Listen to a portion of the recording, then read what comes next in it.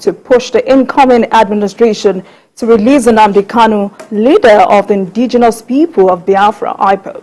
Soludo said if Buhari fails to release Kanu before May 29, when he hands over, he would appeal to Tinubu to take the action, noting that Kanu's release would bring about sustainable peace and security in the southeast. Since assuming office, Governor Soludo had severally appealed to Buhari to release Kanu, who is locked up at the Department of State Services, DSS. I mean, this is not the first time Governor Soludo would be appealing to the government to release Nnamdi Kanu. But of course, there are several fears that have been, reeled out by the Attorney General. One of them is, public and national interests. I have also suggested that we could look at other means of resolving this logjam. Because for me, I have no sympathy for Kanu, but I have sympathy for innocent people who are dying. And the deaths of innocent people in the southeast are not disconnected from this Kanu affair. We are not having this kind of needless killings before Kanu was put in the slammer. And whether we like it or not, we've seen people like him who took up arms against their state come to the reality that, look, they cannot defeat the state, and they decided to lay down their arms. But the state must also be willing to sit down with Kanu's handlers and say, okay, what are the terms? Let's look at the terms for a settlement. You are going to renounce armed struggle with immediate effect. You are going to recognize the territorial integrity of Nigeria and by extension its borders, which means Nigeria's indivisible reality. You have to respect it. So if Kanu will agree to that, and nothing is possible, it's impossible. Never say never. There are people who say no, it will never. Even Kanu will not agree, so it's a waste of time. I disagree. It's not the first. There are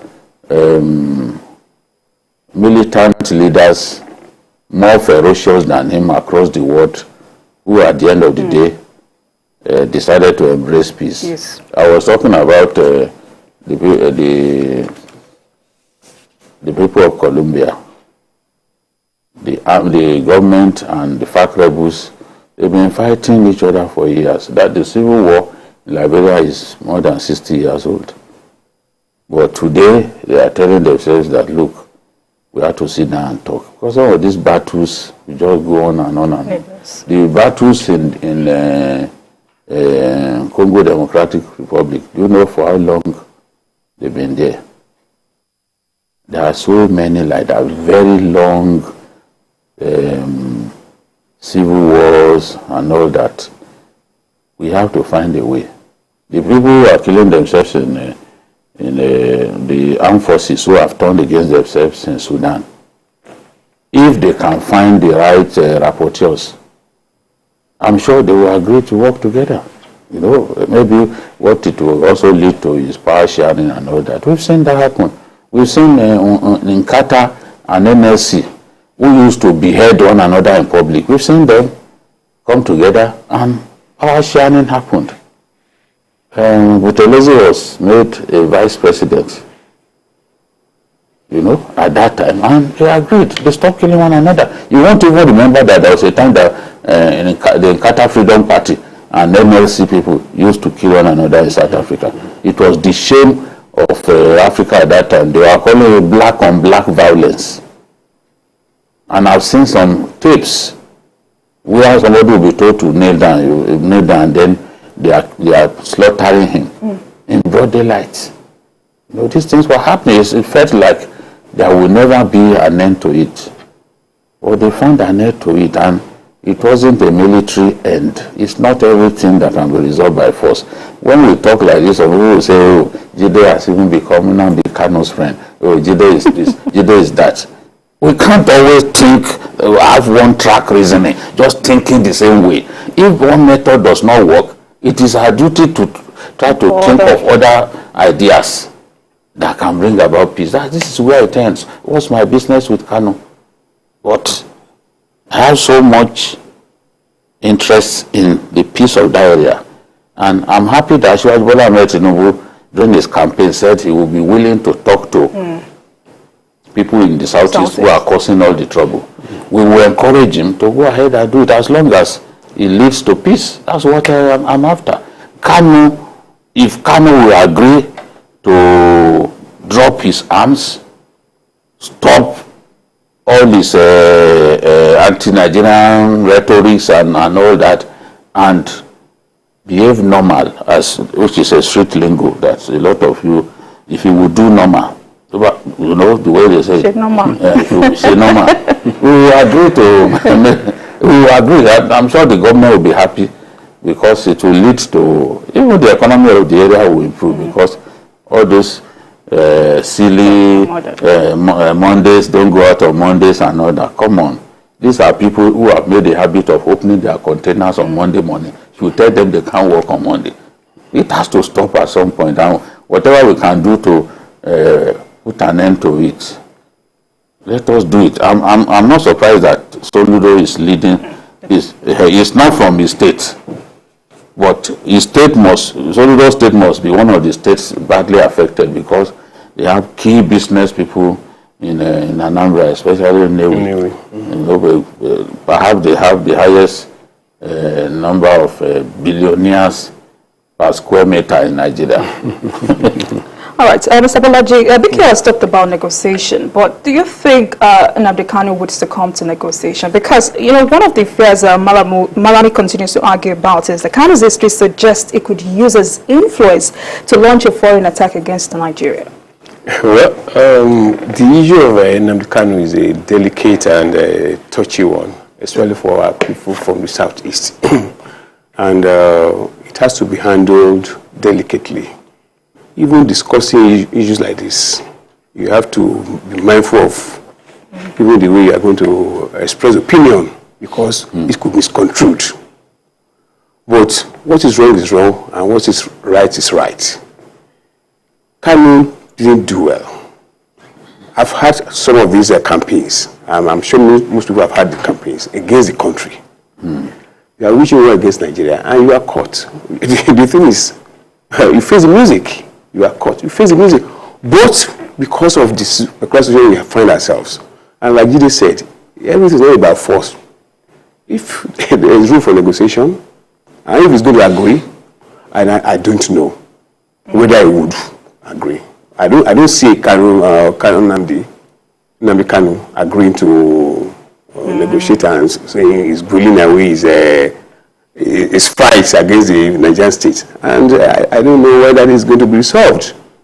But if he's willing to stop soft pedal, well, I don't see anything why he shouldn't be released. At least the government that is coming is supposed to be a government of reconciliation, a government that is supposed to heal all wounds, a government that is supposed to bring all the warring parties together to the peace table. So if that is the case, then they should look at a possible solution to the Nnamdi Kanu problem. Because do you think the federal government is ready to lose guard? Because recently the federal government just issued 9 fresh charges against Nnamdi Kanu. But you know, a new government is taking over. It's possible that even some of the cases that Malami started will be discontinued. After all, Malami too is known to have discontinued some cases. The Attorney General of the Federation has the power to discontinue any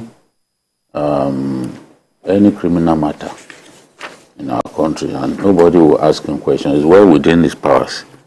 So it's up to the incoming Attorney General to look at all possibilities. Perhaps Kanu's people have been reaching out silently from behind the scene, we will not know. Because these days, there's a lot of campaign by his lawyers for him to be relocated from the DSS detention facility, prefer Kuje prison, and all that. And we had an American lawmaker saying last week or so that they were going to kill him. They must release. We went to the Supreme Court with the desire to set aside the judgment of the appeal court, because the appeal court can't set aside its own judgment, but it we secured stay of execution, and then the Supreme Court decided to wade in. We approached the Supreme Court to wade in with the intention of setting aside the entire judgment which favored Kanu. I've read that judgment. I don't know. I mean, I've read the court papers, the appeal to the Supreme Court. It's neither here nor there. I'm not a lawyer, but it's on record that we are predicted on judicial outcomes, and that was what happened in the end. But I think that we should not be rigid in finding a solution to this problem. Yes. We should be open to all kinds of possibilities, and I also think that it is in Kanu's interest to give up this role. You can't defeat the state. You must realize that you can't defeat the state. Our brother Sunday Igboho, we saw how it ended. You just can't defeat the state. Let's tell ourselves the truth. In the end, it was even outside Nigeria that they held him, because Nigeria was already too hot for him. People must realize that they can't defeat the state. All the people hitting their heads against the wall because of the outcome of the 2023 general election, they must also realize that they can't defeat the state. It's as simple as that. All right. It was a noteworthy VIP tour to see